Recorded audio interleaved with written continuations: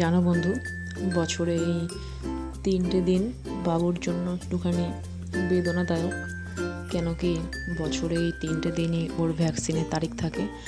তো যথারীতি ডাক্তারবাবু সকালবেলা আসার কথা ছিলেন, কিন্তু দুপুর থেকে এত অঝোরে বৃষ্টি যে আসতে পারেননি। তো ওর বাবা এই রাত তখন 9টা হবে ডাক্তারবাবুকে সাথে নিয়ে আসলেন। আর আমাদের বাড়ির এখানটা যথেষ্ট কাদা। আমার বাবু কিন্তু সচরাচর কাউকে ভয় পায় না, বাড়ির আশেপাশে কাউকে ঘেঁষতে দেয় না, কিন্তু একমাত্র এই ডাক্তারবাবুকে করবে কি বলবে। হাত পা রীতিমতো কিন্তু কাঁপা শুরু হয়ে গেছে।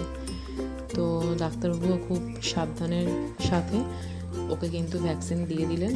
দিয়ে তারপর নেক্সট কবে আসবে সেটাই আর কি বলছিল। সামনের মাসে আবার একটা ভ্যাকসিন আছে, তার পরের মাসেও আছে। বছরে 3টে ভ্যাকসিন দিতে হয় ওর ভালোর জন্য।